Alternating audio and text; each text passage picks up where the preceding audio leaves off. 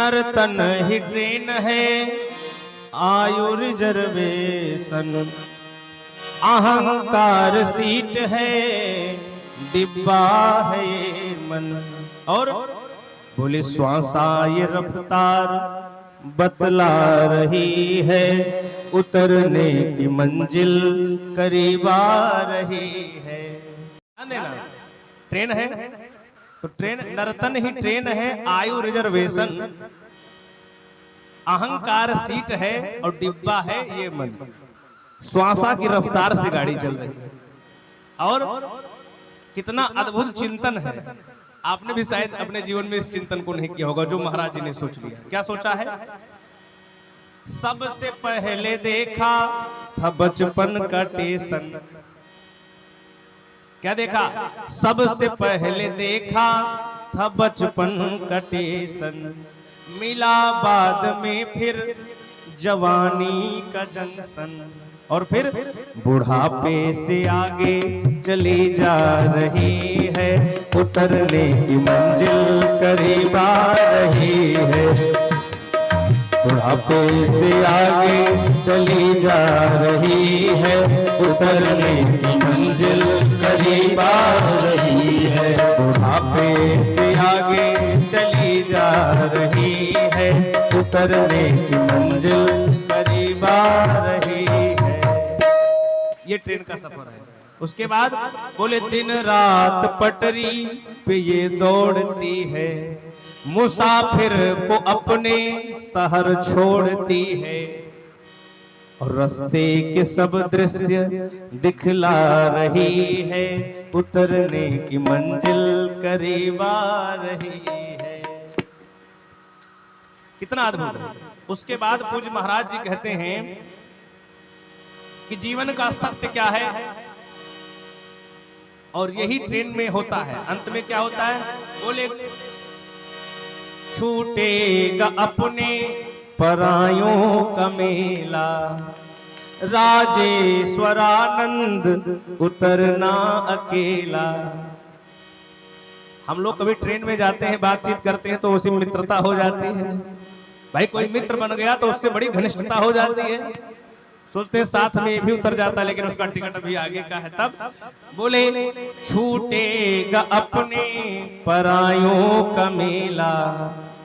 इस ट्रेन में कोई जरूरी नहीं कि सब आपके ही लोग हैं, पराये भी हैं। तो छूटेगा अपने परायों का मेला, राजेश्वरानंद उतरना अकेला। और तबीयत बहुत यार घबरा रही है, उतरने की मंजिल करीब आ रही है। तबीयत बहुत यार घबरा रही है, उतरने की मंजिल करीब आ रही है। जीवन की गाड़ी चली जा रही है, उतरने की मंजिल करीब आ रही है। जीवन की गाड़ी चली जा रही है, उतरने की मंजिल करीब आ रही है।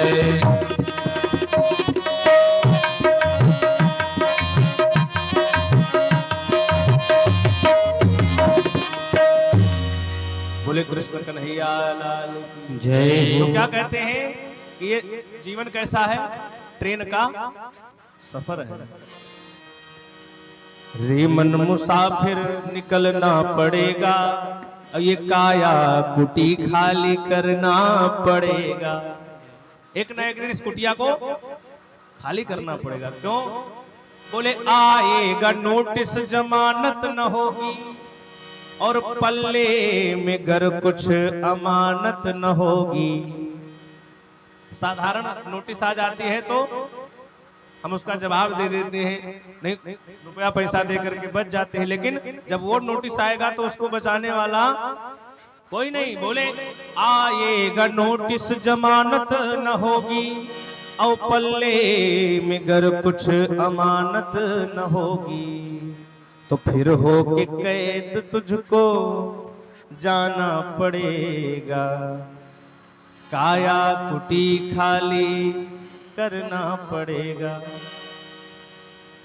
और बोले संत लोग आते हैं तो यही समझाते हैं। भाई संत लोग जब आते हैं तो क्या समझाते हैं? गुरु आते हैं तो यही समझाते हैं बेटा सुधर जाओ, और अगर नहीं सुधरोगे तब क्या होगा?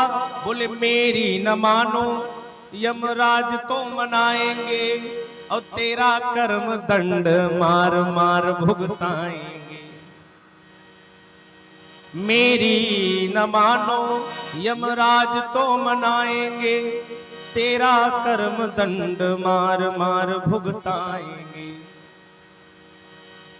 और घोर नरक बीच दुख सहना पड़ेगा, काया कुटी खाली करना पड़ेगा।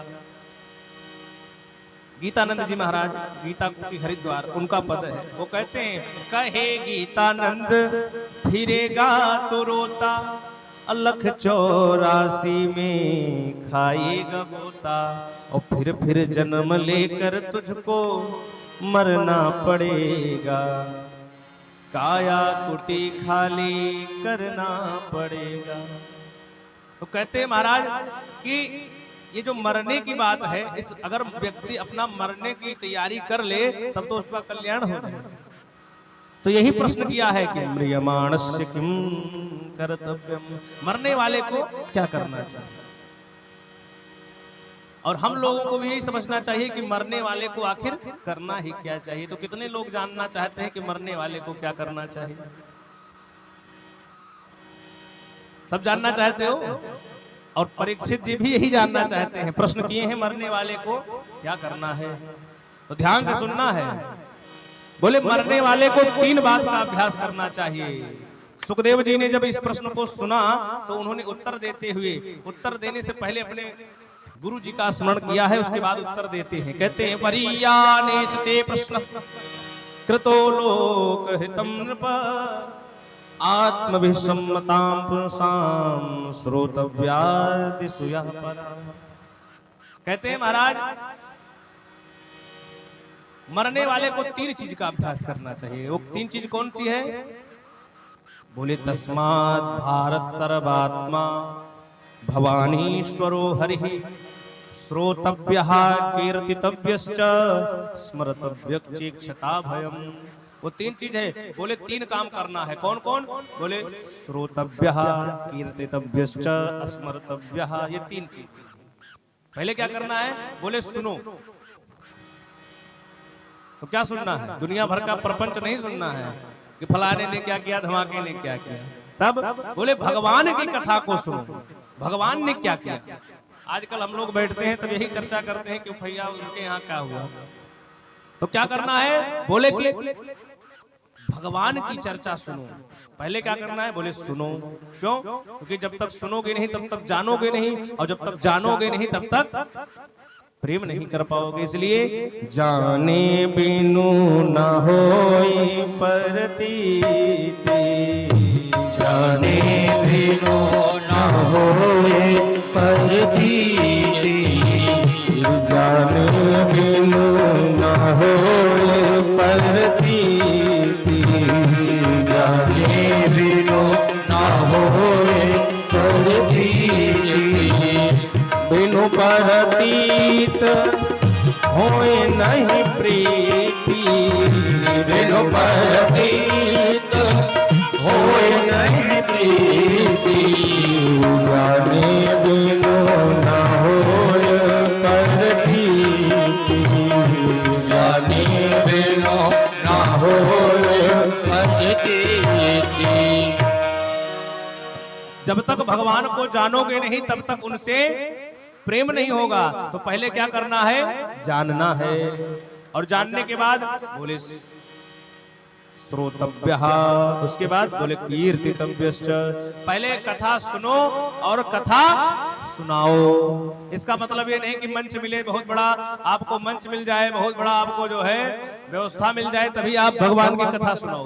बोले जब घर में बैठो तो एक दूसरे से भगवान की चर्चा सुनाओ, चर्चा करो। इसी को कहते हैं भगवत चर्चा। बैठे रहो तो कहीं तो आपस में भी भगवान की ही चर्चा करो, भगवान की ही कथा को सुनाओ, भगवत चर्चा करो। तो क्या होगा? बोले यह है भगवान की कीर्तियों का गान। कीर्तितव्यश्च, तो जब कोई कथावाचक मिल जाए तब कथा सुनो, और कोई श्रोता मिल जाए तो जो जानते हो भगवान के बारे में वो सुनाओ। और जब कोई कथा वक्ता और कोई श्रोता ना मिले तब बोले अस्मर्तव्यः, एकांत में रह करके भगवान का भजन करो। यही 3 काम कर ले जाओगे तो कल्याण हो जाएगा। एकांत में रह करके भगवान का ध्यान करना है। परीक्षित जी कहते हैं महाराज ध्यान करना तो बड़ा कठिन है, सुनना सुनाना तो मान लो कि सही है, लेकिन ये ध्यान कैसे होगा? आप लोग भी ध्यान करना चाहते हो भगवान का, ध्यान कैसे होगा? बोले ध्यान होगा। सुखदेव जी कहते हैं कि ध्यान होगा, लेकिन ध्यान ऐसे नहीं कि बस कभी मन में आया कि चलो भगवान का दर्शन कर ले, बस बैठकर ध्यान लगा लिए भगवान का दर्शन हो गया, ऐसे नहीं होगा। अभ्यास करना पड़ेगा, ये अभ्यास की बात है। एक एक सीढ़ी पर चढ़ते हुए जब जाओगे तभी छत पर पहुंचो। अब सोचो कूद के चढ़ ले छत पे तो चढ़ पाओगे? तो कहा कैसे चढ़ोगे छत पे? बोले एक एक सीढ़ी। क्या करना है भगवान को प्राप्त करने के लिए? बोले जितासनो जित श्वासो जित संगो जितेंद्रियः। कहा कि अपने आसन को जीतो। पहले क्या करना है? अपने आसन को जीतना है, अपने आसन को शुद्ध करना है। उसके बाद बोले जित श्वासो, अपनी श्वास पर नियंत्रण करना है, अपने श्वास को मजबूत करना है। कुंभक रेचक पूरक जो प्राणायाम की विधि है, उस प्राणायाम की विधि से जब अपने श्वास को नियंत्रण करोगे, श्वास को नियंत्रित करोगे, तभी कल्याण होगा। जितासनो जित श्वासो। उसके बाद बोले जित संगो, अपने संग को जीतो। ये सबसे बड़ी बात है। आपके साथ में रहने वाला व्यक्ति कैसा है उस पर भी विचार करना है। आपका साथी कैसा है, संगति कैसा है, आप किसके साथ संग में हो, ये अद्भुत बात है। और ध्यान देना, साथ और संग ये दोनों अलग चीज है। साथ और संग, जैसे आप सभी लोग साथ साथ में बैठे हो, आप सभी लोग, लेकिन जरूरी नहीं कि आप संग में हो। बोले कैसे? अब कहेंगे महाराज ये आप कैसी बात कर रहे हो?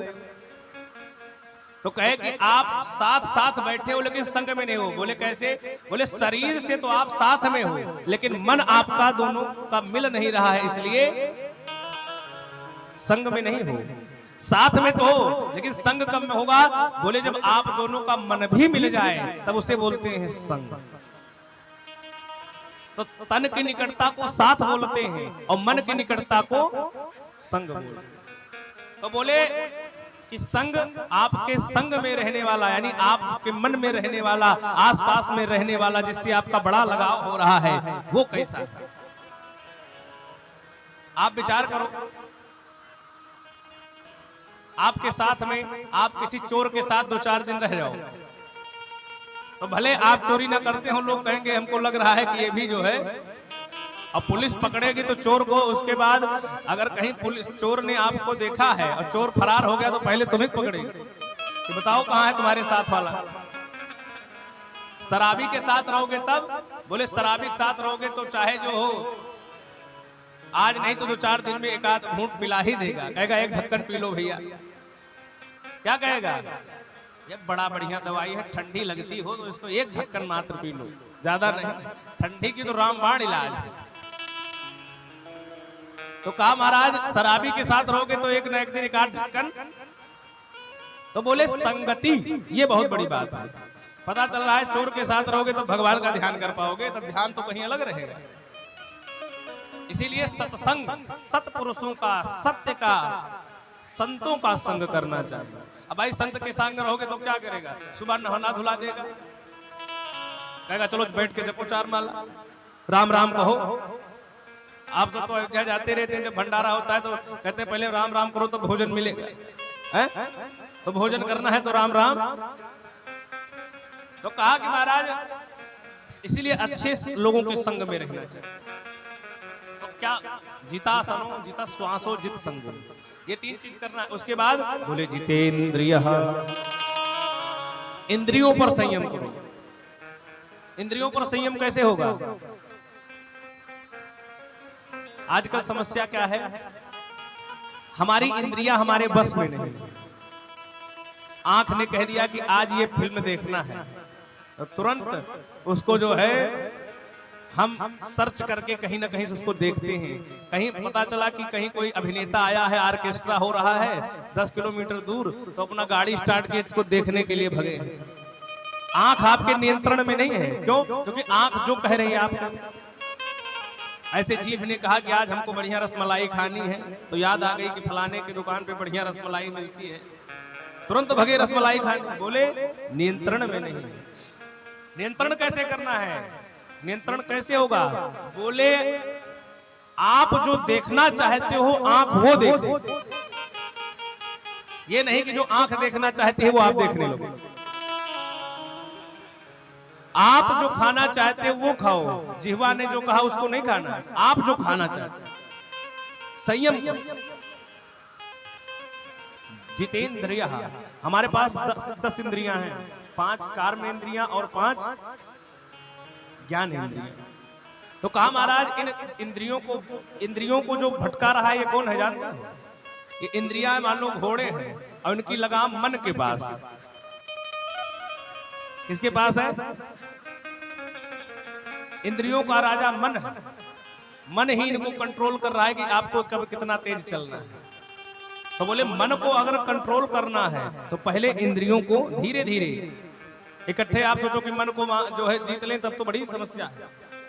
और जितने साधु संत बड़े उच्च कोटि के हुए हैं वो अपने मन को ही समझाए हैं। रे मन मूर्ख जन्म गवायो, यहां तक कह दिया कि मन कुत्ता दर दर फिरे। कुत्ता भी कह दिया मन। संत लोग मन से बड़े परेशान रहते हैं। मन कुत्ता दर दर फिरे, दर दर दूर दूर होए, और एक ही दर पे होए रहे, तो दूर दूर करे न को। का ये मन कुत्ता है जो दर दर भटकता रहता है, एक जगह पर मन नहीं लगाता कि भगवान ने लगा ले। जैसे कुत्ते एक जगह से उनका पेट नहीं भरता, इधर उधर भगते रहते। अच्छा, कुत्ते भी 2 प्रकार के। एक कुत्ते पालतू होते हैं और दूसरे फालतू होते हैं। अब पालतू कुत्ते की पहचान क्या है? अच्छा, फालतू कुत्ते को कोई भी मार देता है, 2-4 डंडा मारे, 5 चिल्ला के भग गए, कोई पूछने वाला। और कहीं पालतू कुत्ते को मार दिया तब तो केस हो जाएगा। इस पर कानून भी है। तो कहा महाराज हमारा कुत्ते हैं उनको कोई भी मारता रहता है, उनमें कोई ध्यान नहीं देता, कोई मार भी देता। लेकिन पालतू किसी के पालतू कुत्ते को मार दोगे तो तुम्हारे ऊपर केस कर देगा। आजकल तो महाराज विदेशों में आदमी से ज्यादा कुत्ते रहते हैं। घर में माता पिता को नहीं रखते, कुत्ता रखते हैं। अब तो अपने यहाँ भी संस्कृति चल गई है। घर में चाहे बूढ़े माँ बाप की सेवा न हो, लेकिन कुत्ते को जरूर VIP जो है दूध के साथ तमाम प्रकार की व्यवस्थाएं हो रही हैं। जोर से बोलो राधे राधे। हम उधर नहीं जाएंगे, नहीं कथा छूट जाएगी। तो कहते हैं महाराज स्थिति ये है। तो बोले पालतू बनना है कि फालतू बनना है? बात यहां पर पालतू और फालतू का मतलब, जैसे आप पुलिस बन जाओ तो आप जब तक वर्दी पहने हो तो कोई टच कर सकता है आपको। ऐसे ही बोले महाराज भगवान के पालतू बन जाओ। जैसे कुत्ते के गले में पट्टा पड़ा रहता है काला वाला, उसको देख ले कि भैया पालतू है, फालतू नहीं है। ऐसे ही गले में ये वाला पट्टा डाल दो। किसके बन जाओ? भगवान के पालतू। और जब भगवान के पालतू बन जाओगे तो रक्षा कौन करेगा? बोले कृष्ण कन्हैया लाल की जय हो। फालतू नहीं बनना है, भगवान का पालतू बनना है, भगवान के चरणों में रहना है। तो मन ये जो है ये क्या है? बोले बड़ा भटकता रहता है। इसको अगर संभालना है तो इंद्रियों पर धीरे धीरे संयम करके मन को शांत करना है। कहते हैं महाराज जो एक बार भगवान की कथा नहीं सुनता जीवन में, बोले उसका समझ लो कान सांप के बिल के समान। जो जीवन में कभी अपने कानों से भगवान की कथा नहीं सुनता, दुनिया भर का प्रपंच कुकर्म सुनता है और भगवान की कथा नहीं सुनता, बोले उसका कोई मतलब ही नहीं, समझ लो वो सांप का बिल है। जिन हरि कथा सुनी नहीं काना, जिन हरि कथा सुनी नहीं काना, श्रवण रंध अहि श्रवण समाना, श्रवण रंग अहि भवन समाना, जिन हरि कथा सुनी नहीं खाना, जिन हरि कथा सुनी नहीं खाना। कहते हैं जो एक बार अपने कान से भगवान की कथा नहीं सुनते हैं, बोले वो उनका कान समझ लो सांप के बिल के समान है, उसका कोई उपयोग नहीं। बोले बिले बतो रुक्रम विक्रमान्ये न शृण्वतः कर्णपुटे नरस्य, जिह्वा सती दार दुर्गेव सुन, न चोप गायत्युर्गाय गाथा। बोले जो अपने मुख से भगवान का नाम नहीं लेते हैं वो कैसे हैं? बोले वो व्यक्ति जैसे मेढक बरसात में टर टर बोलते रहते हैं, उनका मुंह समझो कि दादुर के समान है। अच्छा, दादुर जो है मेढक को कहते हैं, लेकिन दादुर एक पक्षी को भी कहते हैं। दादुर माने मेढक होता है और दादुर माने एक पक्षी भी होता है, जिसको हम लोग गादुर कहते हैं। चमगादड़ का बड़ा स्वरूप होता है जो पेड़ पे लटकते हैं उल्टे, आपने देखा होगा कहीं। उनको बोलते हैं दादुर। दादुर मोर पपीहा बोले, एक भजन भी है, हैं? तो दादुर एक पक्षी है। तो कहते हैं दादुर क्या करता है? बोले दादुर जिस मुख से खाता है उसी मुख से वो मल भी त्याग करता है, तभी उल्टा लटका रहता है। तो बोले ऐसे व्यक्ति का मुख जो भगवान का नाम नहीं लेते हैं, उसका मुख समझो दादुर का मुख है।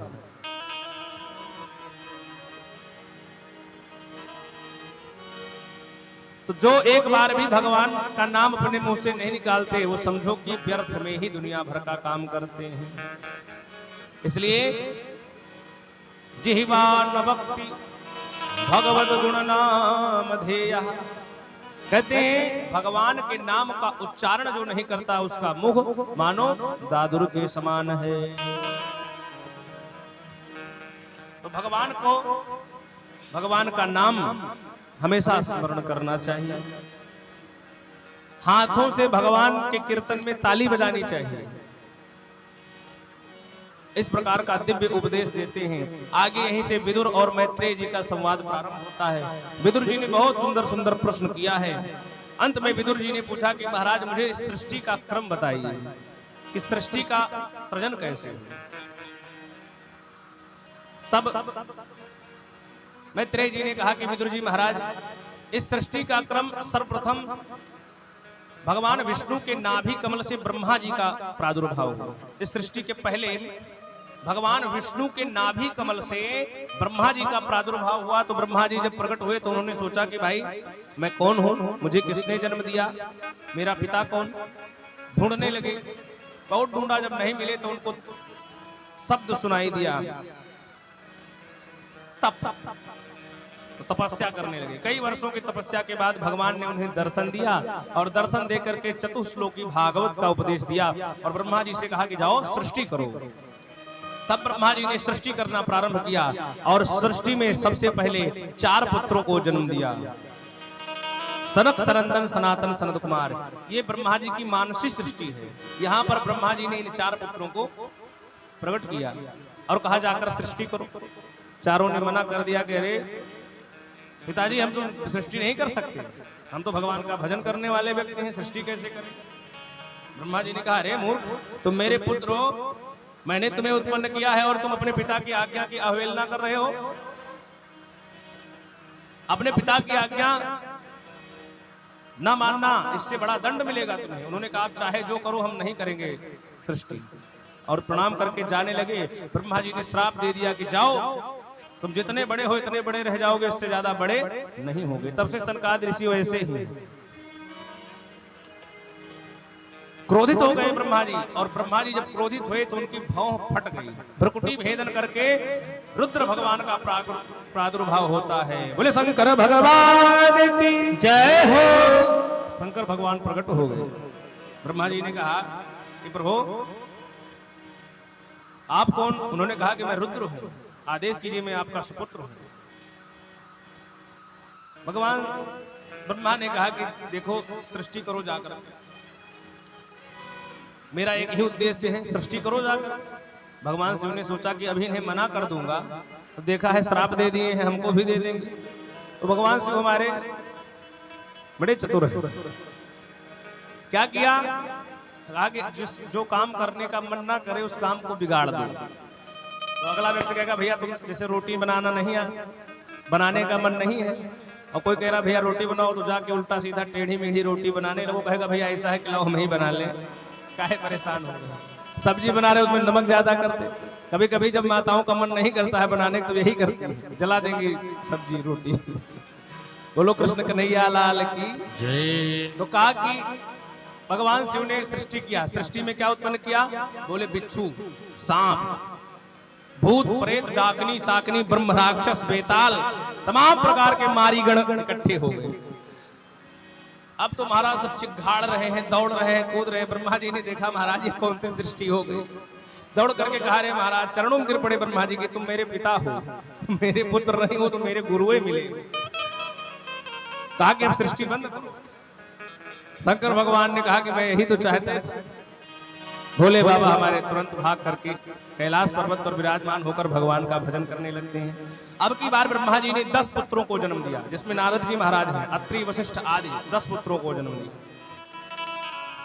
तो कहते हैं महाराज 10 पुत्रों को जन्म दिया और अपने दक्षिण अंग से पुरुष को और बाएं अंग से स्त्री को जन्म दिया। दक्षिण अंग से मनु जी और बाएं अंग से शत्रुपा जी का प्रादुर्भाव होता है। वाणी से सरस्वती जी प्रकट होती हैं और छाया से करदम जी का प्रादुर्भाव होता है। और ये जो मनु और शत्रुपा है, इन्हीं से मानसी सृष्टि चलती है। इसीलिए हम लोगों का नाम पड़ता है मनुष्य। क्या पड़ता है? क्योंकि हम लोग मनु के संतान हैं, हम लोग मनु के वंशज हैं, इसीलिए हम लोगों का नाम पड़ा मनुष्य। और यही मनु और शत्रुपा से आगे की कथा प्रारंभ होती है। मनु महाराज मनु और शत्रुपा से 3 पुत्री और 2 पुत्रों का जन्म हुआ। इन्हीं से सृष्टि का क्रम आगे बढ़ता है। 3 पुत्रियां हैं, आकुति, देवहूति और प्रसूति। 2 पुत्र हैं, प्रियव्रत और उत्तानपाद। इनकी कथा बड़ी विस्तार से आई है भागवत में, और क्योंकि वंश भी यहीं से बढ़ा है, मानसी सृष्टि का उद्गम यहीं से चला। तो सबसे पहले देवहूति मैया की कथा सुनाते हैं। ये देवहूति जी का विवाह जो है करदम ऋषि से होता है। और करदम ऋषि जो है जब विवाह हुआ तो एक जो है समाधि में चले गए। विवाह होने के कई वर्ष बाद जब समाधि टूटी, देखा तो इनकी पत्नी बूढ़ी बूढ़ी सी हो गई थी, अपना खुद बुढ़े हो गए थे। देखा वह आप कौन? देवहूति जी ने कहा अरे स्वामी जी, अपनी पत्नी को ही आप भूल गए। याद आया कि अरे मेरा तो विवाह भी हुआ था। अपनी पत्नी से कहा कि देवी मैंने बड़ा अपराध किया आपके साथ। तब देवहूति जी ने कहा कि चलिए कोई बात नहीं, आप मेरे पति हैं, और पतिव्रत धर्म का उन्होंने पालन किया था। तुरंत अश्वनी कुमारों को आदेश दिया, तपस्या का प्रभाव था, कामद विमान प्रकट हो गए।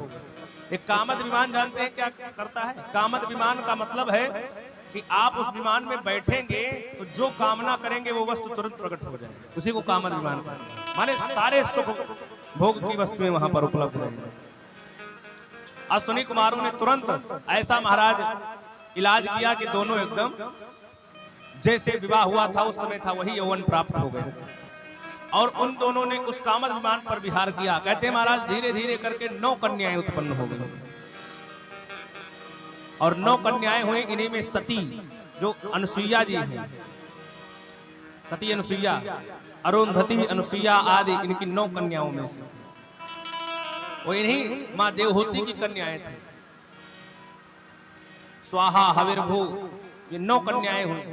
तो कहते हैं महाराज इन 9 कन्याओं का विवाह जो है, जो ब्रह्मा जी के 10 पुत्र थे, ध्यान देना, नारद जी के छोड़ करके बाकी जो 9 लोग थे उनके साथ इनकी 9 कन्याओं का विवाह हो जाता। नारद जी घुमक्कड़ आदमी थे, इधर उधर चले गए, नहीं तो उनका भी हो जाता। निमंत्रण पाने आए थे, 9 लोग ही आए थे, तो ब्रह्मा जी ने कहा चलो लगे हाथ जो है विवाह हो जाए। तो यहीं से वंश प्रारंभ होता है। इन्हीं अत्रि जी का विवाह जो है अनुसुईया जी से होता है। वशिष्ठ जी का विवाह जो है अरुंधति जी के साथ होता है। तो कहते महाराज इन्हीं से वंश आगे बढ़ता। अत्रि जी के यहाँ भगवान जो है साक्षात दत्तात्रेय के रूप में प्रकट होते हैं। बोले दत्तात्रेय भगवान की जय हो। ये भी भगवान के अवतार हैं। तो कहते हैं महाराज अब तो करदम जी महाराज ने देवहूति से कहा कि देखो 9 कन्याएं हो गई, 9 दामाद हो गए, अब मैं भी चाह रहा हूं तपस्या करने। देवहूति जी ने कहा कि एक पुत्र हो जाए तब जाएंगे, भाई घर में अकेले हम कैसे रहेंगे। देवहूति जी ने कहा, बड़ा अन्य विनय किया। तब उन्हें याद आया कि भगवान ने हमारे घर में जन्म लेने के लिए कहा था। याद आ गया बात और रुक गए। तो कहते हैं कि जब रुके तो कालांतर में ही भगवान ही आज करदम जी के यहाँ प्रकट होते हैं। बोले कपिल भगवान की जय हो। कपिल भगवान प्रकट होते हैं और दर्शन देते हैं। तो जिस भगवान के लिए वो जंगल में जा रहे थे वो भगवान तो उनके घर में ही प्रकट हो गए। और भगवान ने आशीर्वाद दिया। माँ देवहूति ने जाकर के बड़ा सुंदर प्रश्न किया। जब करदम जी चले गए तो देवहूति और कपिल भगवान अकेले बचे। और यहीं पर देवहूति जी ने कपिल जी से बड़ा सुंदर सुंदर प्रश्न किया है और उन्हीं प्रश्नों के उत्तर में सांख्य दर्शन का उपदेश दिया है। बोले कपिल भगवान की जय हो। कपिल भगवान आज भी आप गंगा सागर जाइए तो वहां पर कपिल भगवान का आश्रम है। जब गंगा सागर जाएंगे बड़े अद्भुत। तो कहा महाराज इस प्रकार से कपिल भगवान की कथा आती है। और ये देवहूति मैया जिनका हम लोग चरित्र सुन रहे हैं, ये कौन है? देवहूति। और देवहूति मैया के बाद इनकी जो बेटी है, सबसे बड़ी बेटी आकुति, उनका विवाह रुचि प्रजापति के साथ होता है, जिनके यहाँ साक्षात यज्ञ नारायण भगवान का जन्म होता है। बोलिए यज्ञ नारायण भगवान की जय हो। यज्ञ नारायण जो है, यज्ञ नारायण भगवान की पत्नी है दक्षिणा। इसीलिए कोई भी यज्ञ जो है बिना दक्षिणा के संपन्न नहीं होता। अगर आप कोई हवन पूजा पाठ यज्ञ कराओ और उसमें ब्राह्मणों को उचित दक्षिणा ना दो तो वो आपका यज्ञ क्यों? क्योंकि यज्ञ की पत्नी का नाम है दक्षिणा। और इनके पुत्रों का जानते हो क्या नाम है? इनके पुत्रों का नाम है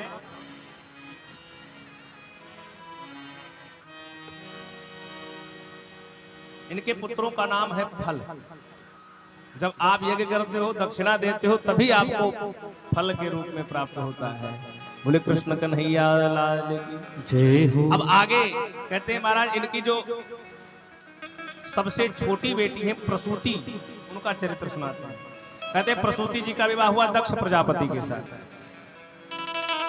और दक्ष प्रजापति की 16 कन्याएं हुई। तो 13 कन्याओं का विवाह धर्म के साथ हुआ और एक कन्या जिसका नाम स्वाहा था उसका विवाह अग्नि के साथ हुआ।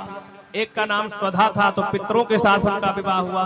और एक कन्या का नाम था सती, उन सती का विवाह भोले बाबा से हुआ। और भोले बाबा और सती से कोई संतान नहीं हुई। विदुर जी ने कहा महाराज भोले बाबा और सती जी से कोई संतान नहीं हुई, ये तो बड़ी अद्भुत बात आपने कह दी, ये कैसे होता? तब कथा सुनाया कि जो है सती जी का जब विवाह हुआ तो एक दिन भगवान विष्णु, ब्रह्मा और रुद्र ये तीनों लोग सभा में बैठे थे। सभी दक्ष प्रजापति को बनाया गया था उस समय। ऐसे मान सकते हैं आप कि प्रजापतियों का नायक बनाया गया था। जैसे मान लो विधायक से सीधा मुख्यमंत्री आदमी बन जाए, ऐसे ही वो प्रजापतियों का नायक बन गया। तो बड़ा घमंड हो गया उस भाई, किसी को पद प्रतिष्ठा मिल जाती है घमंड हो जाता है। तो सभा में आया तो सभी लोग उठ करके प्रजापति को प्रणाम किए। केवल 3 लोग नहीं उठे, ब्रह्मा, विष्णु और महेश। उसने सोचा चलो ब्रह्मा जी तो हमारे पिताजी हैं, कोई बात नहीं, और विष्णु जी हमारे दादाजी हैं, पिता के भी पिता हैं, नहीं उठे कोई बात नहीं। लेकिन ये शंकर क्यों नहीं उठा, शिव क्यों नहीं उठा? ये तो मेरा दामाद है ना। अच्छा गलती यहीं पर हो जाती है, रिश्ते में बना करके और गलती कर दी। क्या गलती की कि उसने शंकर जी को अपना दामाद समझा और कहा बताओ ये मेरा दामाद है, पद में मैं इसका ससुर लगता हूं पिता, तो इसको खड़े होकर के स्वागत करना चाहिए, क्यों नहीं खड़ा? अब तो पहुंचते ही उसने सभा में गालियां देना प्रारंभ कर दिया कि संसार में रहने वाले जिनको कपड़ा वस्त्र पहनने का सहूर नहीं है, सभा में उठने बैठने का जो है तरीका सलीका नहीं पता है, उनको सभा में से दूर ही रखना चाहिए, सभा में बुलाना ही नहीं चाहिए। अब तो लोग सुनने लगे भाई कौन कह रहा है? तो कहते हैं महाराज शिव जी तो बड़े भोले, हमारे भोले बाबा, वो अपने अपमान के घूंट को सह गए, लेकिन नंदी जी महाराज वहां बैठे थे। नंदी जी ने सुना तो उनको बड़ा क्रोध आया कि बताओ हमारे स्वामी को इस प्रकार की जो है कटवचन बोल रहा है। नंदी जी खड़े हुए कहे, दक्ष तुमको प्रभुता मिल गई तो तुमको बड़ा घमंड हो गया है, जाओ मैं तुम्हें श्राप देता हूं कि जब से तुम आए हो तुमसे बकर बकर किए जा रहे हो, तुम्हारा मुंह बकरे का हो जाएगा। अब तो भृगु जी खड़े हुए, भृगु जी जो है पुरोहित है यज्ञ के, इनके यहाँ के दक्ष के। भृगु जी ने कहा कि बताओ ससुर दामाद की आपसी लड़ाई, तुम बीच में क्यों खड़े हो? भाई ससुर दामाद का आपसी जो है मामला है और तुम क्यों बीच में कूद पड़े? जाओ मैं तुम्हें श्राप देता हूं कि शिव के जितने भी गण हैं ये सब पाखंडी हो जाए। अब तो नंदी के अलावा और जो शिव के गण थे श्रृंगी भृंगी वो खड़े हो गए, कहने लगे बताओ नंदी की बात थी, तुमने हम लोगों को श्राप दे दिया, जाओ हम तुम्हें श्राप देते हैं कि तुम जैसे चाटुकार ब्राह्मण दरिद्र हो।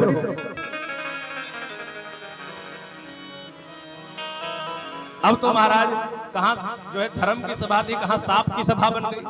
भगवान विष्णु खड़े हुए कहे कि सभा को यहीं पर भंग किया जाता है, सभा नहीं होगी, सब लोग अपने अपने घर, सब लोग अपने घर चले गए। अच्छा ये बात तो भगवान भोले मस्त हो गए, अपने समाधि में चले गए, लाग समाधि अखंड अपारा, नहीं चिंता।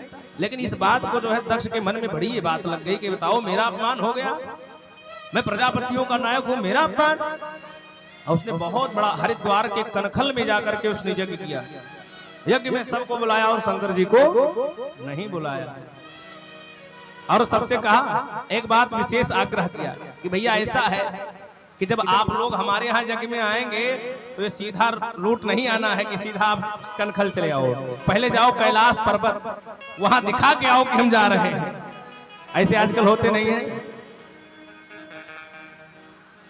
हाँ वो घूम के मतलब सीधा आना है, लेकिन जा कहा रहे हैं दिखाने के लिए, क्योंकि वहां पर निमंत्रण नहीं है। कुछ लोग ऐसे होते हैं, एक ऐसे ही व्यक्ति थे, कुछ लोगों को थोड़ा धन मिल जाता है तो बड़ा दिखाते हैं, थोड़ा धन आ जाता है तो बड़ा दिखावा करते हैं। एक व्यक्ति के जीवन में कभी सोना चांदी देखा नहीं तो कभी एक सोने की अंगूठी पहन लिया, तो अब जहां जाए वहां ऐसे करके करे, ये सामान लाओ, ये सामान लाओ। कहीं जाए तो अंगूठी पहने रहे तो उसी को दिखाए कि भाई यहाँ आओ, यहाँ आओ।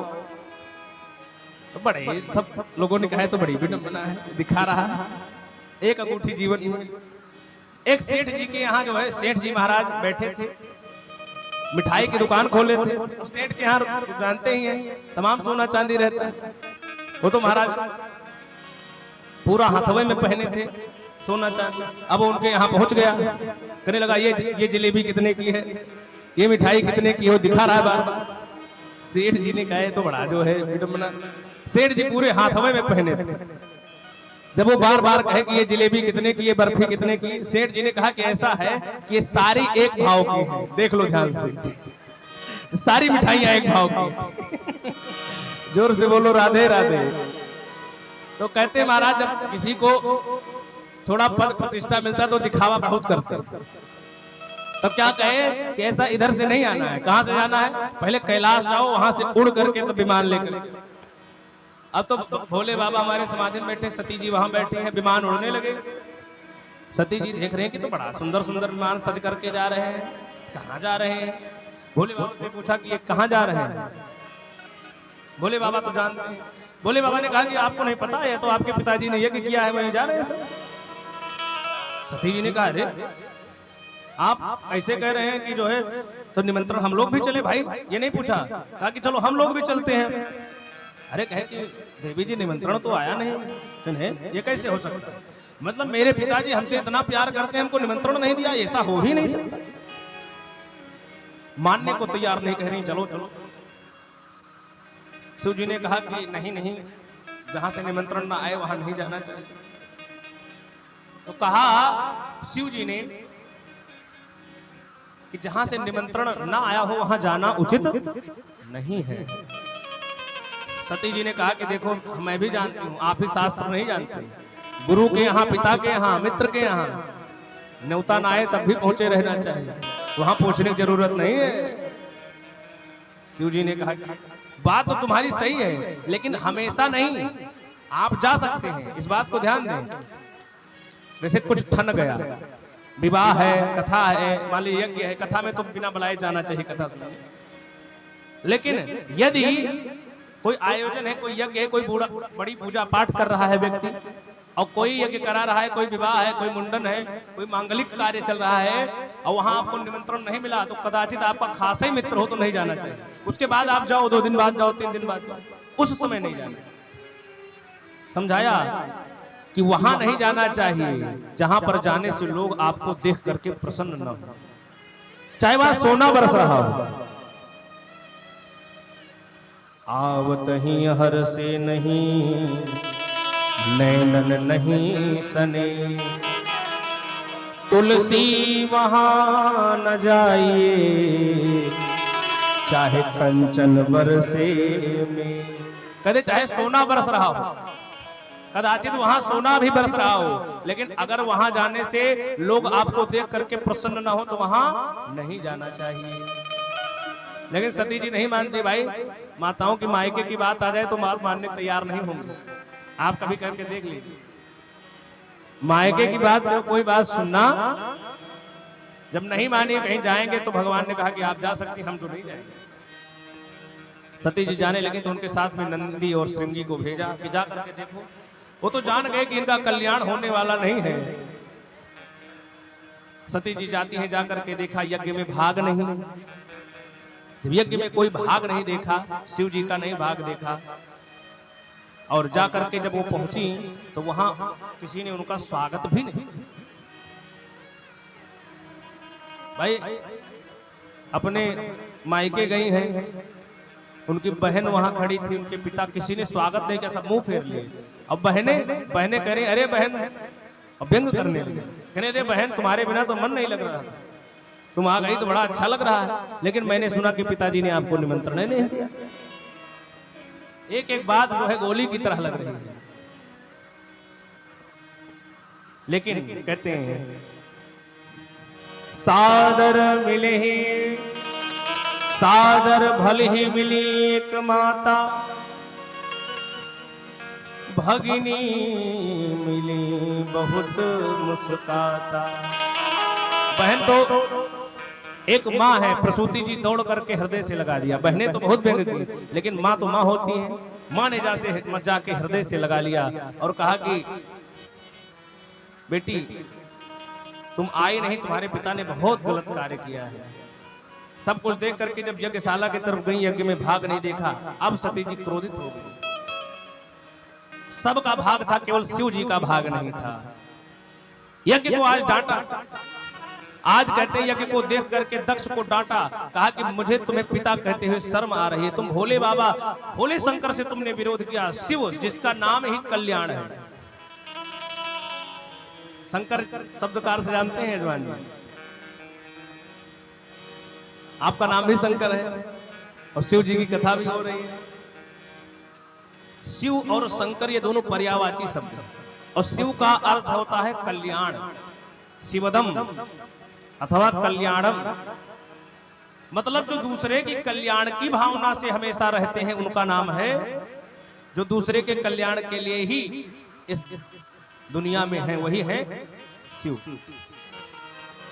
तो कहा ऐसे व्यक्ति से तुमने विरोध किया, तुम्हें पिता कहते हुए भी शर्म आ रही हो। पिता कहना पड़ेगा, काहे से आपने मुझे जन्म दिया है, तो जब तक ये शरीर रहेगा तो शरीर के रिश्ते से आपको पिता कहना पड़ेगा। इसलिए आज मैं शरीर का ही त्याग कर दूंगी। ऐसा कह करके योगाग्नि प्रकट करके और सती जी ने अपना शरीर त्याग दिया। कहते महाराज नंदी जी ने दौड़ करके रोकना चाहा, लेकिन तब तक सती जी का प्राण छूट चुका था। भृगु जी ने मंत्रों के माध्यम से भगा दिया। नंदी जी ने आकर के भगवान शिव को सारा वृतांत सुनाया। शिव जी क्रोधित हो गए।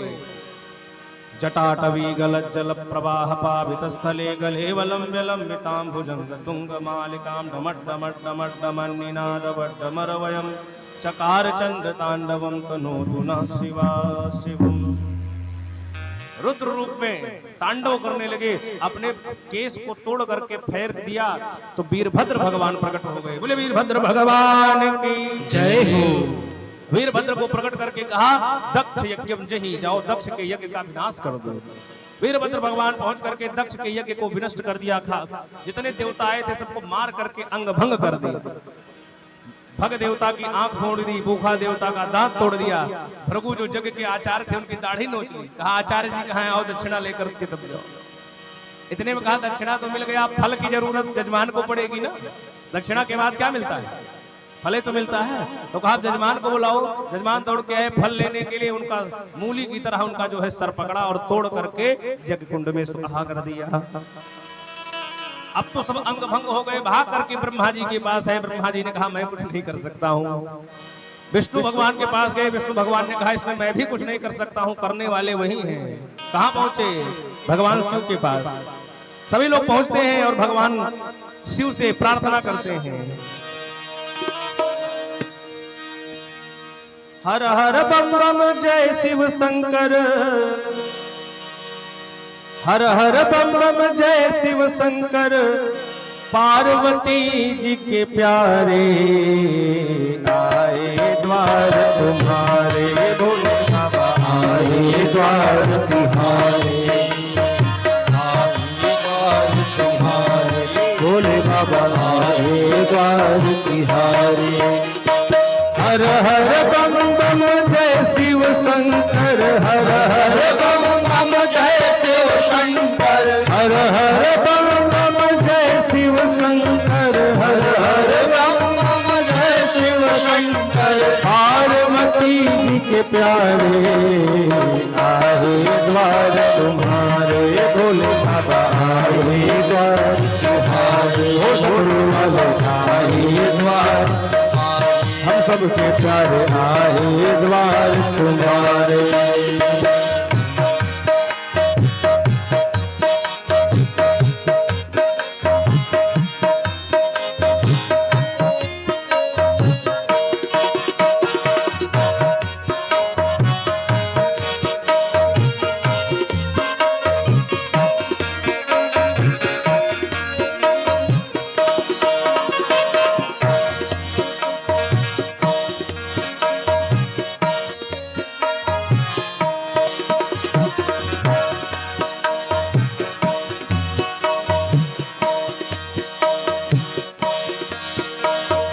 छूट समाधि शिव शंकर की, दीन बचन प्रभु बोले, दीन बचन प्रभु बोले। छूट समाधि शिव शंकर की, दीन बचन प्रभु बोले, दीन बचन प्रभु बोले। निर्भय किया सकल सृष्टि को, दया दृष्टि को खोले, दया दृष्टि को खोले। निर्भय किया सकल सृष्टि को, दया दृष्टि को खोले, दया दृष्टि को खोले। धन धन धन शिव सदा लुटावत, धन धन धन शिव सदा लुटावत। शिव भोले भंडारे द्वार तुम्हारे, भोले बाबा आए द्वार तुम्हारे, हो डमरू वाले आए द्वार तुम्हारे, भोले बाबा आए द्वार तुम्हारे।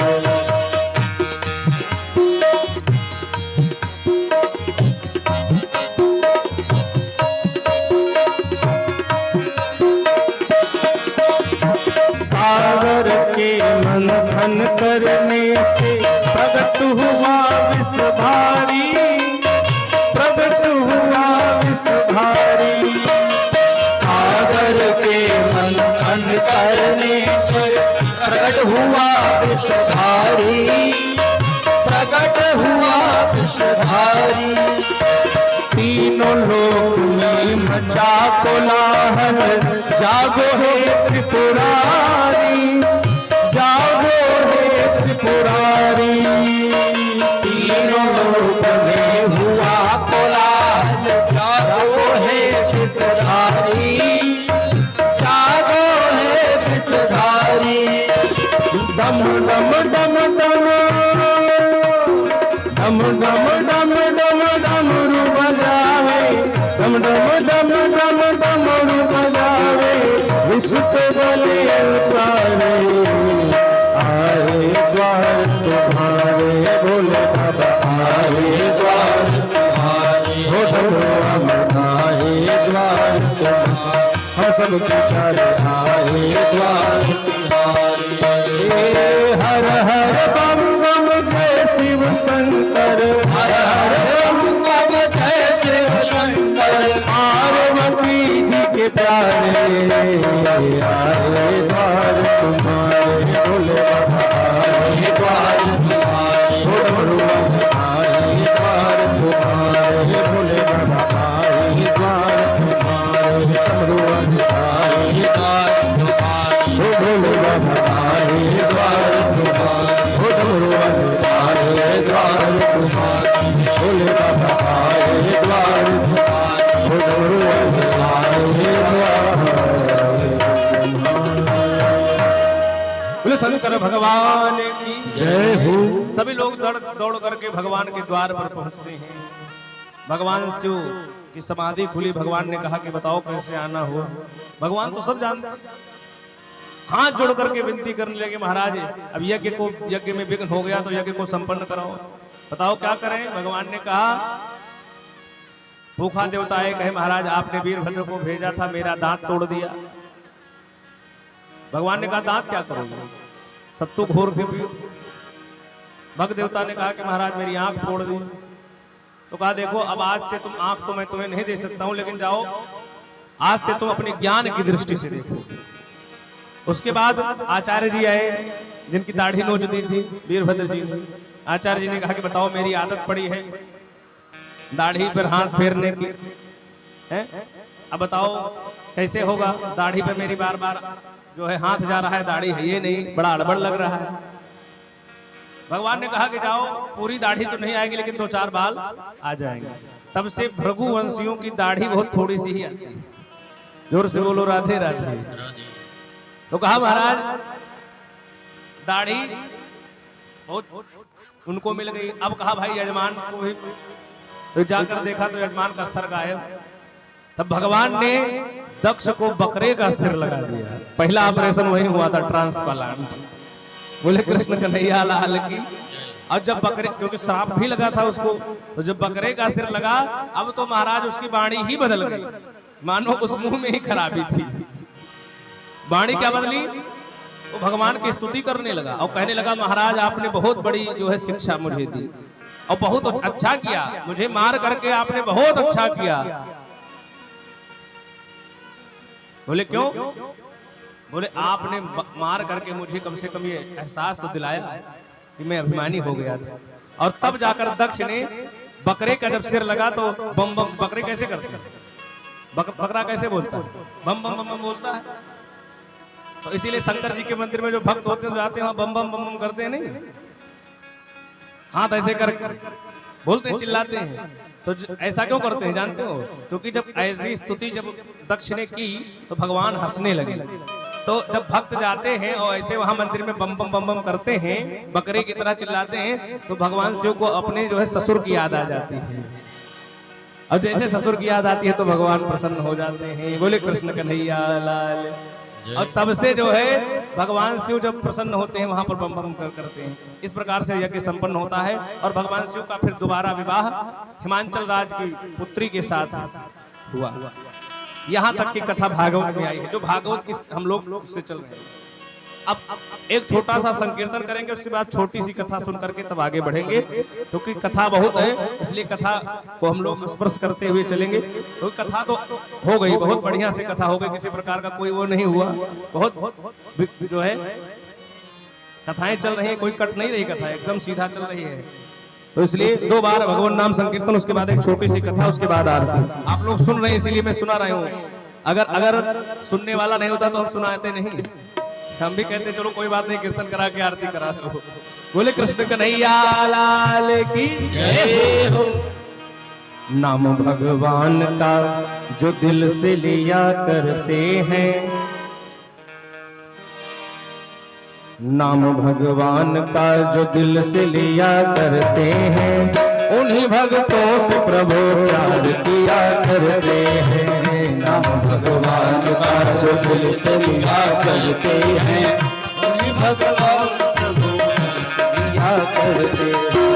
नाम भगवान का जो दिल से लिया करते हैं उन्हीं भक्तों से प्रभु प्यार किया करते हैं। नाम भगवान का जो दिल से लिया करते हैं उन्हीं भक्तों को प्रभु प्यार किया करते हैं।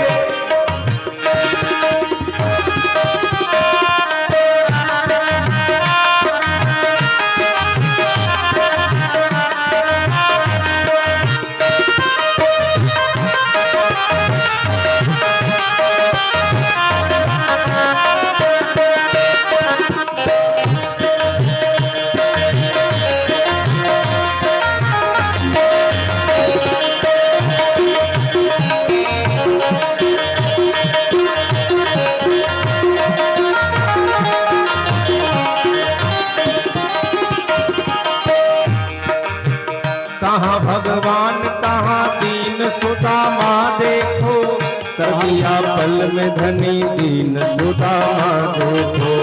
कहाँ भगवान कहाँ दीन सुदामा देखो, कर दिया पल में धनी दीन सुदामा देखो। दिल से दीन पे सब भार दिया करते हैं, दिल से दीन पे सब भार दिया करते हैं।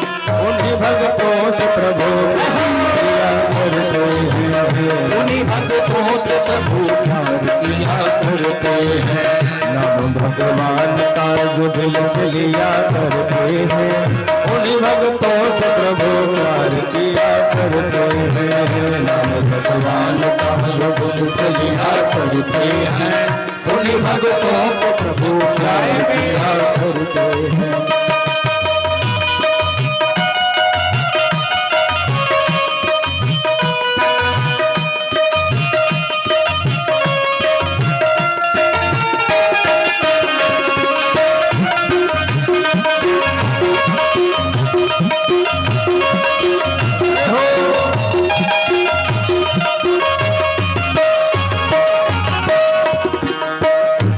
भगवान कहते गिद्ध को तार दिया तर गई सबरी देखो, नीच को तार दिया तर गई सबरी देखो। नीच गणिका को तारा कर गई कुंवरी देखो, नीच गणिका को तारा कर गई कुंवरी देखो। गिद्ध को तार दिया तर गई कुंवरी देखो, दिया तर गई सबरी देखो। नीच गणिका को तार कर गई कुंवरी देखो, नीच गणिका को तार कर गई सबरी देखो। नीच से नीच को प्रभु तार दिया करते हैं, नीच को तार दिया करते हैं। उन्हीं भक्तों से प्रभु दिया करते हैं, भक्तों से प्रभु प्यार किया करते हैं। नाम भगवान का जो दिल से लिया करते हैं उन्हीं भक्तों से प्रभु प्यार किया करते हैं। भगवान का जो दिल से लिया करते हैं उन्हीं भक्तों को प्रभु प्यार किया करते हैं।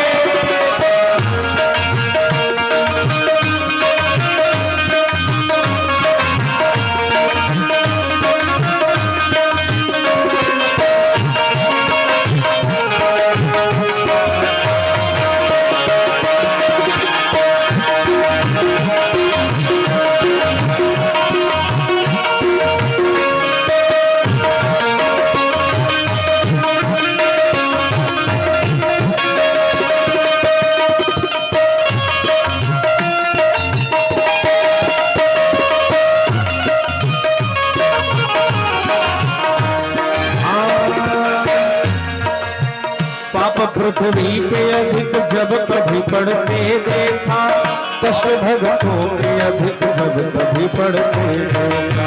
पाप पृथ्वी पर जब अधिक बढ़ते देखा, कष्ट भक्तों पे अधिक जब कभी पढ़ते देखा।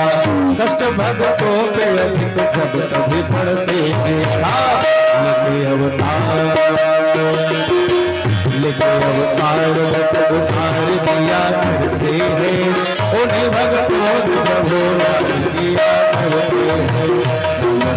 भगवान का जो दिल से लीला करते हैं उन्हीं भक्तों से प्रभु प्यार किया है। नाम भगवान का जो दिल से लीला करते हैं उन्हीं भक्तों से प्रभु प्यार किया है। दीनबंधु सरकार की जय हो, कृष्ण कन्हैया लाल की जय हो। तो हम सभी लोगों ने मनु जी की 3 पुत्रियों का चरित्र सुन लिया, आकुति, देवहूति और प्रसूति। अब 2 पुत्र बचे हैं, कौन कौन? प्रियव्रत और उत्तानपाद।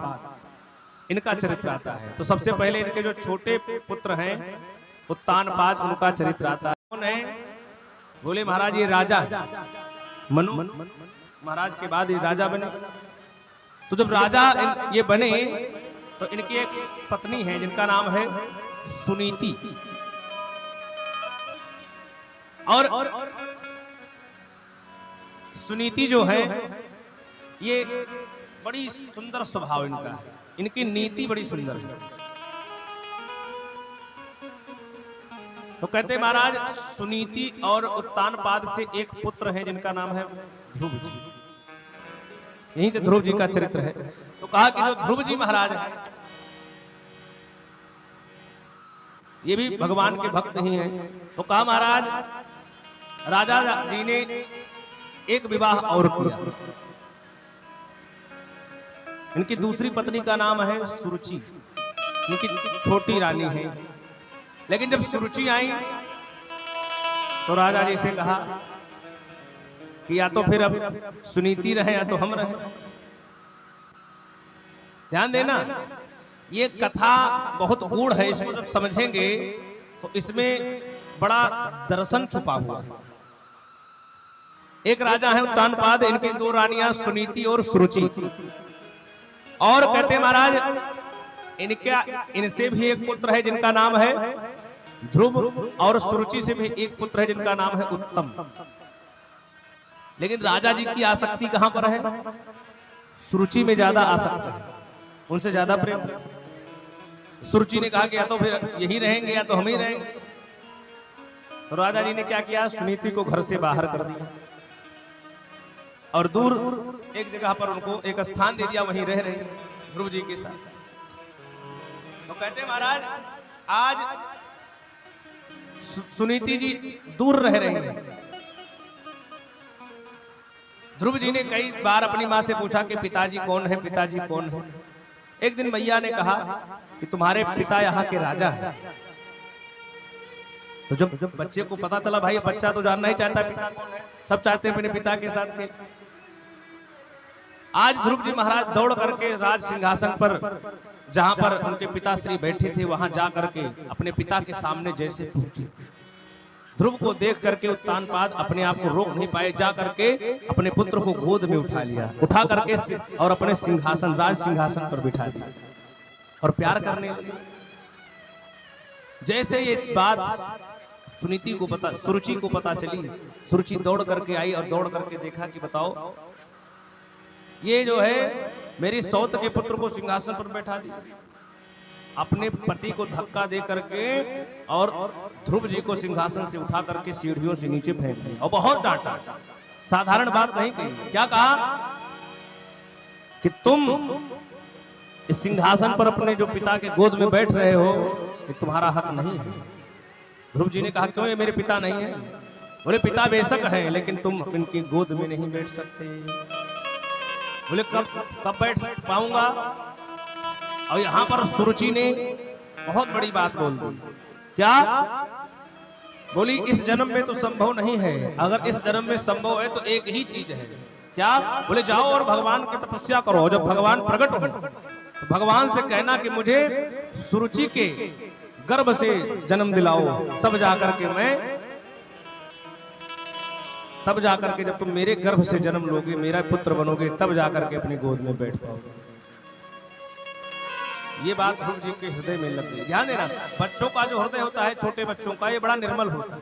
ये सादा कागज है, इस पे जो लिख दोगे उसको फिर दोबारा मिटाया नहीं जा सकता। कितना भी मिटाओगे थोड़ा बहुत छूट जाए। तो कहा महाराज बच्चे के हृदय में बात लग गई। अपने माँ के पास पहुंचते हैं ध्रुव जी, कहते हैं महाराज ध्रुव जी ने अपनी माँ से कहा कि भगवान कहाँ मिलेंगे, मुझे भगवान को प्राप्त करना है। मैया ने सोचा हो सकता है कोई बात कह दियो। सुनीति जी ने कहा कि बेटा भगवान तो हर जगह है, हरि व्यापक सर्वत्र समाना, प्रेम ते प्रगट हो ही मैं जाना। भगवान तो हर जगह व्याप्त है, प्रेम होना चाहिए प्रकट करने वाला। तो भगवान मिलेंगे कैसे? बोले भगवान तो तपस्या करने से मिलते हैं, जब लोग तपस्या करते हैं तो मिलते हैं, जंगल में जाकर के बड़े तपस्या।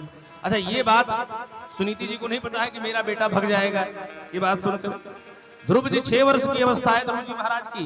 कहते हैं महाराज ध्रुव जी उस बात को मन में धारण करके जब रात्रि में मैया सो गई, मैया को प्रणाम किया, ध्रुव जी जंगल की तरफ चले। घर को छोड़कर जंगल की तरफ जा रहे हैं। नारद जी ने सोचा कि बताओ धन्य है ऐसा बालक, न भूतो न भविष्यति, ऐसा कोई बालक नहीं हुआ कि 6 वर्ष की अवस्था में तपस्या करने चला जाए। चल करके देखता हूं ऐसे ही जो है जा रहा है कि कुछ इसके अंदर जो है ये कुछ और भी, भाई बहुत लोग होते हैं वैराग्य आ जाता है। तो नारद जी ने सोचा हो सकता है कि ऐसे वैराग्य भी तो कई प्रकार का होता है। एक मरकट वैराग्य है, एक शमशान वैराग्य। मरकट वैराग्य माने, मरकट वैराग्य में ये होता है कि भाई घर पे खटपट तो चल बाबा के मठ पर। घर में बेटे ने डांटा तो कहा अयोध्या में चल के वहीं भजन करेंगे। सब जो है लड़के बच्चे बड़ा परेशान करते हैं। ये कौन है? बोले ये मरकट वैराग्य है। मरकट माने होता है बंदर। जैसे बंदर इस डाली से उस डाली पर कूदता रहता है, उसका कोई फिक्स नहीं कब कहाँ जाए। तो घर पर जब लोगों ने, घर वालों ने सताया तो बैग उठाया और स्टेशन पर पहुंच गए। और जैसे स्टेशन पहुंचे तो मन में याद आया कि नाती भी छोटा सा है, भले हमारे पुत्र निकम्मे हैं लेकिन नातिया तो हमार जोन है, दादा दादा बाबा बाबा कह के पुकारत है। याद आया, फिर भी मन मजबूत करके अयोध्या पहुंच गए और कहीं बाबा जी के आश्रम में पहुंच गए। बाबा जी ने उनको अपना व्यवस्था दे दिया कि रहिए खाइए पीजिए, लेकिन भाई मंदिर में रहना है तो सेवा। जहां 2-4 दिन मंदिर की सेवा करनी पड़ी, तब तक उनको याद आया कि यही काम अपने घर पे भी करते तो क्या दिक्कत है। वहां से भाग करके फिर कहां आ जाते हैं? फिर घर आ जाते हैं। तो ये क्या है? ये वैराग्य मरकट वैराग्य है। एक शमशान वैराग्य है। जब शमशान घाट में लोग जाते हैं तब क्या कहते हैं? क्या कहते हैं? भाई हो चाहे जो जीवन में कुछ है नहीं। अभी देखो कल हमसे कितना सुंदर सुंदर बात किया, बेचारा मर गया। जीवन में कुछ नहीं है, एक दिन मर जाना है। और जैसे घर पर पहुंचे और पत्नी ने खाने में थोड़ा सा नमक ज्यादा मिला दिया तो तुरंत जो है झगड़ा। तो सोचा कि हो सकता है ऐसा वैराग्य हो। नारद जी परीक्षा लेने पहुंचे, कहे कि कहां जा रहे हो बेटा? ध्रुव जी ने कहा मैं तपस्या करने जा रहा हूं, भगवान को प्रकट करना। नारद जी ने कहा तो ऐसे भगवान थोड़े मिलते हैं। जंगल में जाओगे कोई जो है बड़े बड़े इसमें सिंह जैसे, हाथी जैसे, अजगर जैसे जानवर यहाँ पर हैं, एक ही बार में बाल भोग कर जाएंगे। कहां जा रहे हैं? ध्रुव जी ने कहा कि देखो ऐसा है कि चाहे जो हो हम तो जाएंगे तपस्या करने, और मेरी माँ ने कहा है कि भगवान हर जगह है, और जब भगवान हर जगह है तो भगवान मेरी रक्षा भी अवश्य करेंगे, क्योंकि मैं मन उन्हीं के लिए जा रहा हूं। बहुत नारद जी ने आज बहुत भड़काया ध्रुव जी को कि नहीं मिलेंगे भगवान, ऐसा है वैसा है। लेकिन ध्रुव जी कहे कि मुझे तो प्रकट ही करना है भगवान को। ऐसा कहकर जब ध्रुव जी आगे बढ़े तब नारद जी ने सोचा कि भाई चेला बनाने लायक लड़का है। क्यों? सबको चेला भी नहीं बनाना चाहिए और सबको गुरु भी नहीं बनाना चाहिए। गुरु को भी सावधान रहना चाहिए, कहीं बढ़िया कोई चेला मिल जाए तभी बनाना चाहिए। नहीं तो आजकल के चेले तो महाराज एक से एक गुरु जी के 2 चेले थे, और इतने वो चेला नहीं वो गुरुए थे खैर, लेकिन अब वो गुरु जी के यहाँ आ गए, रहने लगे। तो गुरु जी जब कोई बात करें कि भैया ये ले आओ तो बड़ा बहाना मारे। गुरु जी से बड़ा बहाना, गुरु जी बड़े परेशान थे। एक दिन गुरु जी बेचारे ठाकुर जी की सेवा कर रहे थे तो देखा कि सब सामान तो रखा लेकिन तुलसी लेना भूल गए। चेलों को बुलाया कि हाँ चेला इधर आओ। दोनों आए, हाँ गुरु जी। कहा जाओ जरा तुलसी का पत्र ले आओ। एक चेले से कहा जाओ तुलसी का पत्र ले आओ। उसने कहा गुरु जी तुलसी पत्र क्या होता है? अब बहाना जाना चाहता नहीं, जानता सब। क्या कहा कि गुरुजी तुलसी का पत्र क्या होता है? तब तक दूसरे चेले ने सोचा कि अब तो मैं फंस गया, मुझे जाना पड़ेगा। तो गुरुजी जब तक उसकी तरफ देखकर उसको कहने वाले थे तब तक उसने कहा गुरुजी मैं ला रहा हूं, आप चिंता काहे कर रहे हैं।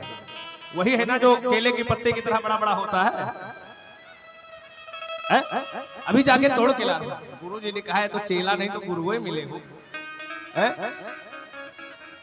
गुरुजी, लेकिन गुरु तो गुरु, गुरु ने कहा, गुरुजी ने कहा कि ऐसा है कि तुम दोनों नहीं जानते ना। कहे नहीं गुरुजी। तो कहा ठीक मैं ही चल के बताता हूँ, एक काम करो कि मैं तो बैठ गया हूँ पूजा पे, उठ तो सकता नहीं हूँ, मेरी चौकी दोनों लोग उठाओ और लेकर के चलो, और चौकी सहित मुझे लेकर चलो, मैं तुलसी तोड़ूंगा फिर चौकी ला करके मुझे। अब दोनों सोचा कि तो बड़ी स्थिति खराब हो गई। अब दोनों चौकी उठाए, अब ये भी नहीं कह सकते कि जानते हैं लाओ ले आए। चौकी उठाए लेकर के गए, वहां रखा, गुरुजी ने तुलसी तोड़ा, फिर उठाए, कांखते हुए वहां पहुंचे, गुरुजी को रख। गुरुजी ने कहा कि तुम चेला हो तो चेले की तरह रहो, वही वाली हाल है, गुरु गुरुए रहेंगे चेला शक्कर होएंगे। बोलो कृष्ण कन्हैया लाल की। तो सबको गुरु भी नहीं बनाना चाहिए और सबको चेला भी नहीं बनाना चाहिए। तो नारद जी ने देखा कि ये चेला बनाने लायक है लड़का, इसके अंदर प्रगाढ़ वैराग्य है। और यहाँ पर वही मंत्र जो अभी हम लोगों ने कुछ देर पहले जपा है, वही द्वादशाक्षर मंत्र ओम नमो भगवते वासुदेवाय, इसी मंत्र का जो है गुरु दीक्षा दी और कहा इसी मंत्र का जप करो तो भगवान प्रकट हो जाएंगे। इसी मंत्र पर निष्ठा विश्वास करके ध्रुव जी महाराज गए और जप करने लगे। जप की प्रक्रिया बोले 3 दिन में एक दिन जो है फलाहार करते हैं, पत्ती फल ही सब खाते हैं, 3 दिन में एक दिन। फिर और दूसरा महीना जब तप करने लगे तो कहा कि अब फल को भी छोड़ दिया, अब केवल जमुना जी का जल पी के तपस्या करते हैं। फिर बोले अब जल को भी त्याग दिया, वायु पान करते हैं, केवल वायु पी करके तपस्या करते हैं। एक दिन ऐसा आ गया, कहते हैं कि ध्रुव जी ने श्वास चढ़ा करके दाहिने पैर के अंगूठे पर श्वास चढ़ा करके और अपने श्वास को भी रोक दिया, वायु लेना भी बंद कर दिया। और जब ध्रुव जी ने इतनी कठोर तपस्या की, ध्रुव जी जब सांस नहीं लिए तो देवता लोग जो पवन देवता हैं, जो वायु देवता हैं, वो खुद ही जो है उनकी सांस फूलने लगी। जो सबको वायु दे रहे हैं उनकी जो है वायु जो है रुक गई, वो सांस नहीं ले पा रहे, गिर पड़ रहे हैं, लोग मर रहे हैं, वायु हुई अवरुद्ध होने लगी। दौड़ करके भगवान के पास आए, कहे कि ये क्या हो रहा है। तब तक लक्ष्मी जी ने कहा कि इनका एक भक्त है, तपस्या कर रहा है। भगवान देवताओं ने कहा महाराज अब 1 मिनट भी देर करोगे तो सब देवता सब यहीं पर रह जाएंगे, जल्दी जाइए। भगवान बाध्य हो गए, भाग करके आए और भगवान प्रकट हो गए। लेकिन ध्रुव जी तो ध्यान में है, क्यों? क्योंकि हृदय में भगवान की छवि है, उसी छवि को निहारते हुए ध्रुव जी जो है अंतर ध्यान है, अपने अंदर में के ध्यान में मस्त है। भगवान प्रकट है और आंखें नहीं खोल रहे हैं। भगवान ने कहा कि इसकी छवि अंदर की गायब करनी पड़ेगी। जैसे ही ध्रुव जी के अंतर मन की छवि को गायब किया भगवान ने, ध्रुव जी छटपटा उठे, आंख खोल करके देखा तो जो छवि अंदर थी वही छवि बाहर दिखी। 6 वर्ष की अवस्था में भगवान ने ध्रुव जी को दर्शन दिया। बोले लीलाधारी सरकार की। आज ध्रुव जी ने भगवान का दर्शन किया और दर्शन करके अब तो मन में ध्रुव जी सोच रहे हैं कि मैं क्या करूं।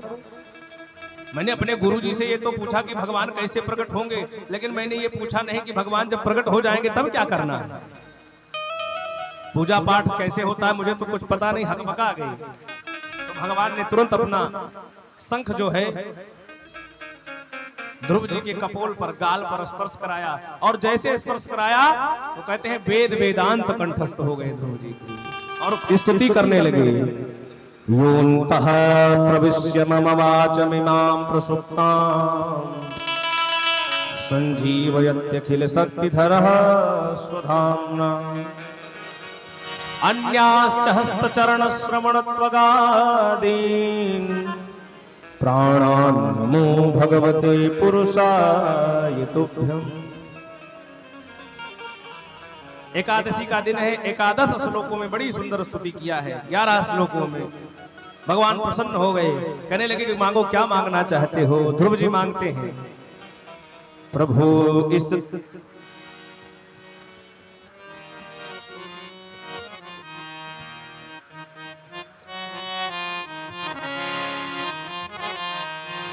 प्रभु इस तुच्छ बालक पर कृपा की दृष्टि दो अपनी। ध्रुव जी महाराज कहते हैं, प्रभु इस तुच्छ बालक पर कृपा की दृष्टि दो अपनी। मैं द्वारे आ पड़ा तेरे, ये बाहें थाम लो मेरी। मैं मांगू तो मैं क्या मांगू कि तुम हो जानते सब कुछ। ये गोदी मैं तेरी पाऊं, यही बस कामना मेरी। कहाँ मांगने गए थे?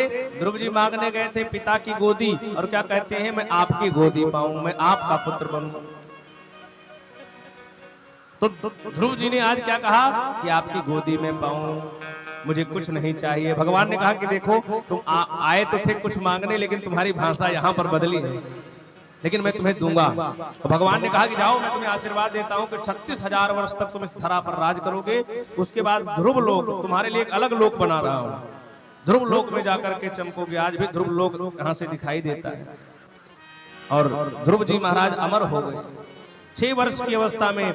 आजकल हम लोग क्या करते हैं, अपने बच्चों से कहते हैं कि जब बुढ़े हो जाए ना तब भजन करना, अभी क्या तुम पूजा पाठ करना है? कितनी बड़ी मूर्खता। भगवान किसको मिलते हैं? किसी ने प्रश्न किया क्या भगवान किसको मिलते हैं? क्या बुढ़ों को मिलते हैं जो बूढ़े हो जाएं उनको? बोले नहीं। ऐसा था तो ध्रुव जी को काहे मिल गए? तो कहे जिनके पास बहुत रुपया पैसा होगा उनको मिलते होंगे। भाई तमाम रुपया पैसा गांजे हैं, सोना चांदी भरे हैं एकदम लाकर में, तो बोले उनको भगवान मिल जाते होंगे जल्दी। बोले नहीं, किसको? तो अगर ऐसा था तो सुदामा जी को कहे मिल गए? तो बोले बहुत बलवान आदमी को मिलते होंगे हैं? जो बहुत बॉडी बनाए होंगे, फिर बॉडी बिल्डर होंगे, बलवान होंगे। तो बोले अगर बलवान को मिलना था तो फिर जो है मथुरा के राजा उग्रसेन, जिनको अब उनके भी बेटे ने बंदी बना करके राजा बन गए, इतने कमजोर व्यक्ति को कैसे मिल गए?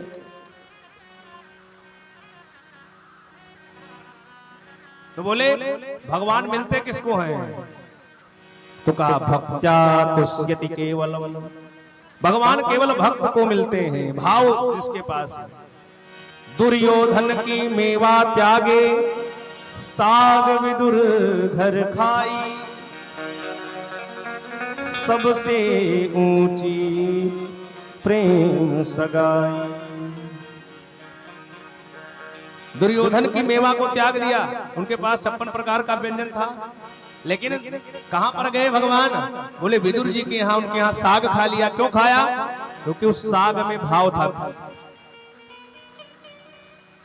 और तो और यहाँ पर कथा एक आती है कि वहां पर साग नहीं था। एक कथा आती है कि जब भगवान शांति दूत बन करके गए, सभा में बैठे तो दुर्योधन ने उनको निमंत्रण दिया कि आज आपको भोजन करना है। तो भगवान कृष्ण ने कहा कि तो बड़ा अहंकारी है, इसके यहाँ भोजन करना ठीक नहीं है, अहंकारी के यहाँ भोजन नहीं करना चाहिए। कहा बड़ा अहंकार में रहता है। उसने कहा कि देखो हमारा निमंत्रण पहले से ही किसी ने रखा है। बोले कौन? कहा कि अरे हमारे काका विदुर जी ने हमारा निमंत्रण लिया है। विदुर जी ने मन में सोचा कि भाई हमने कब निमंत्रण लिया, हमने तो निमंत्रण ही नहीं लिया, और घर में कोई व्यवस्था नहीं है, इनको निमंत्रण कहां से मैंने ले लिया? घर में कुछ नहीं खाने को। विदुरानी जी घर में है, उनको पता ही नहीं। विदुर जी यहाँ से भागे कि चलो बाजार से कुछ खरीद के लेकर चले, तभी तो घर में बनेगा। और इधर विदुर जी के पहले ही भगवान पहुंच गए। विदुरानी जी खटखटाया कि काकी। विदुरानी जी ने दरवाजा खोला, जैसे भगवान को देखा सब भूल गई कि अरे प्रभु आज हमारे घर आ गए।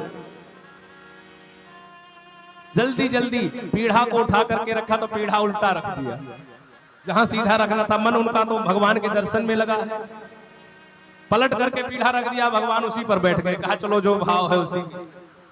देखा घर में कुछ खाने को नहीं, तो केले का पेड़ पिछवाड़े लगा था और उसमें आधा कच्चा आधा पक्का केला था। उसी घार को तोड़ करके केला लेकर के आई, अब भगवान को खिलाने लगे। खिलाती कैसी हैं? केला का छिलका जो है भगवान को देती है और केले का फल नाली में फेंक देती हैं। छील छील करके फल फेंकती जा रही है, केले का छिलका। भगवान ने कहा धन्य होगा कि इतना भाव, दर्शन करते करते इतना भाव विह्वल हो गई कि केले का छिलका जो है भगवान को, भगवान सारा छिलका खा गए। और केले का ढेर लग गया, एक घार केले का छिलका खा गए।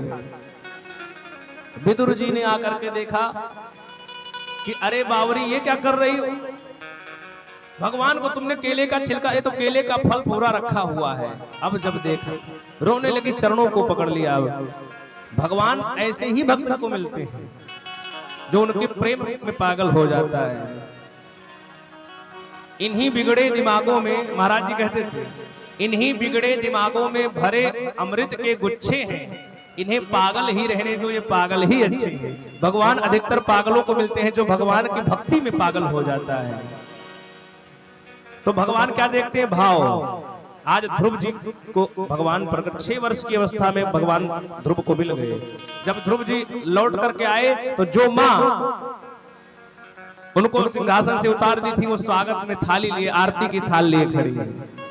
जा पर कृपा राम की होई, ता पर कृपा करहि सब कोई। आज सभी पूरा राज इस ध्रुव जी का स्वागत कर रहा है। 36,000 वर्ष तक जो है ध्रुव जी ने राज किया और अंत में ध्रुव जी ध्रुव लोक को जाते हैं। बोले कृष्ण कन्हैया लाल की जय हो। क्योंकि ध्रुव जी के अंदर वो भाव था, वो भक्ति थी, तो प्रकट हो गए। आज भी भगवान प्रकट हो जाएंगे। नरसिंह बसहि प्रति खंभन में, पर काढ़न को प्रहलाद कहा। प्रहलाद जी ने खंबे से प्रकट किया तो खंबे में भगवान थे। कल की कथा हम लोग प्रहलाद जी की सुनेंगे। आज तो ध्रुव चरित्र हो गया, ज्यादा समय नहीं है, और कल प्रहलाद जी की कथा सुनेंगे और उसके आगे की भी कथाएं जो है वो सुनेंगे। भगवान का कल जन्मोत्सव भी मनाएंगे हम लोग। कल कथाएं लंबी हैं और कल बहुत आनंद आएगा, क्योंकि कल कथाएं भगवान राम का पहले जन्म होगा, फिर भगवान श्री कृष्ण का जन्म होगा। पहले भगवान कृष्ण के जन्म के पहले राम का जन्म हुआ भागवत में। तो कल की कथा तो बड़ी अद्भुत है। कल की कथा तो महाराज अपने आप में एक अद्भुत रहेगी, क्योंकि कल दो मर्यादा पुरुषोत्तम भगवान का भी जन्म होगा और लीला पुरुषोत्तम भगवान श्री कृष्ण का भी जन्म होगा। तो कल प्रहलाद चरित्र, समुद्र मंथन आदि की कथाएं हैं, तो ये सब हम कल श्रवण करेंगे। और लेकिन जब ऐसे ही आप लोग सुनेंगे तो हम भी बढ़िया सुनाएंगे। तो कहते हैं महाराज, भाव यदि आपके हृदय में है तभी भगवान प्रकट होंगे। भाव ही सर्वस्व है, भाव ही आधार है, भाव से जप ले मुझे तो भव से बेड़ा पार है।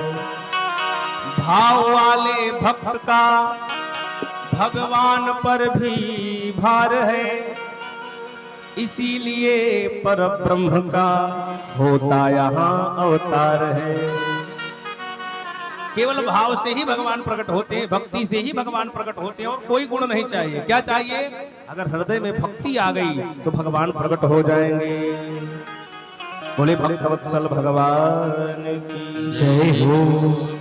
तो इसलिए हम सभी लोग अपने मन में भक्ति रखें तो एक न एक दिन भगवान मिल जाएंगे। एक दिना मिल जाएंगे राम, जो मानस माही लगी रही आंखें।